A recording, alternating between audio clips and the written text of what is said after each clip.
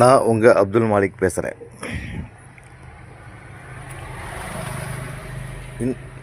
இந்த உலகம் மிக மிக அழகானது.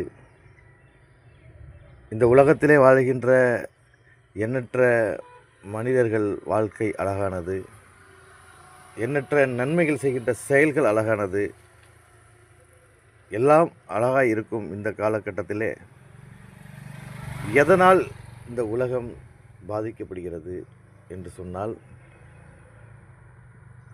சில மனிதர்களின் பேராசைகளால், சில மனிதர்களின் தவறான ஆசைகளால் இந்த உலகம் அமைதியை இழக்கின்றது.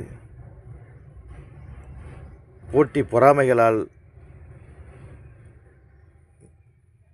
மன அமைதி இழக்கின்றது.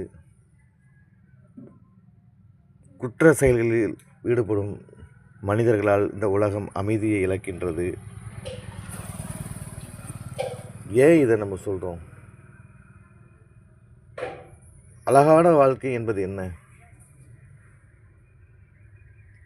எனக்கு இது இருக்கிறது போதும், எனக்கு இறைவன் கொடுத்தது போதும் அப்படி என்று வாழ்கின்ற வாழ்க்கையும், என்னால் ஒருவருக்கு நன்மையும், என்னால் யாருக்கும் தீமை ஏற்பட்டக்கூடாதுங்கிற அந்த வாழ்க்கையும் சிறந்த வாழ்க்கை. ஆனால் இன்றைக்கி அதெல்லாம் நடக்குதா? எவ்வளோ குற்றங்கள், பொருளாதாரத்தில் எவ்வளோ குற்றங்கள், சுகபோகமாக வாழ்றதுக்காக எவ்வளோ குற்றங்கள், எதுக்கு குற்றங்கள் செய்கிறாங்கன்னே தெரிய மாட்டேங்குது. என்னமோ 1000 வருஷம் வாழ்கிற படியும், லட்ச வருஷங்கள் வாழ்கிற படியும் எவ்வளோ குற்றங்கள், எவ்வளோ மோசடிகள், எவ்வளோ வழிப்பறிகள். இதெல்லாம் நினச்சி பார்க்கும்போது இவங்கெல்லாம் எதுக்காக இது செய்கிறாங்கன்னே தெரிய மாட்டேங்குது. எவ்வளோ தண்டனைகளை பார்க்குறாங்களே, இறைவனோட தண்டனைகளை பார்க்குறாங்களே. சுனாமி வருது, பூகம்பம் வருது, கொத்தாக இறக்குறாங்க. விபத்துகள் நடக்குது, கொத்தாக இறக்குறாங்க. புதுசாக நோயின்னு சொல்கிறான், அதில் இறக்குறாங்க. இதெல்லாம் இருந்தும் கூட இந்த மனிதன் ஒரு அடி கூட விட்டு கொடுக்க தயங்குகிறான் என்று சொன்னால் என்ன வாழ்க்கை இது?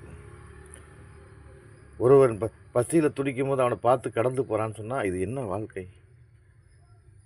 ஒருத்தவங்க அடிபட்டு கிடக்கும் போது அதை கண்டு காணாமல் போகிறான்னு சொன்னால் இது என்ன வாழ்க்கை? ஒரு ஒரு ஒரு சகோதரி நடந்து போகும்போது அவளுக்கு பாதுகாப்பு இல்லைன்னு சொன்னால் இது என்ன வாழ்க்கை? எனவே தான் சொல்கிறோம், நீங்கள் 1000 வருஷம் வாழ போகிறதில்ல, லட்சம் வருஷம் வாழ போகிறதில்ல. நீங்கள் மனிதராக வாழ்வதற்கு ஒரு நாள் போதும், ஒரு வருடம் போதும், அல்லது உங்களுக்கு இறைவன் கொடுத்த ஆயுள் போதும். அதில் நீங்கள் நன்மைகள் அதிகமாக செய்து பிறருக்கு துன்பம் தராமல் இந்த உலக அமைதிக்காகவும் உங்களை சுற்றியுள்ளவர்கள் அமைதிக்காகவும் வாழ முயற்சி செய்யுங்கள் என்று உங்களை கேட்டுக்கொண்டு விடைபெற்றுக் கொள்கிறேன். எல்லாம் உள்ள இறைவன் அனைவருக்கும் அமைதியையும் மன மகிழ்ச்சியும் தருவானாக என்று கூறி விடைபெற்றுக் கொள்கிறேன்.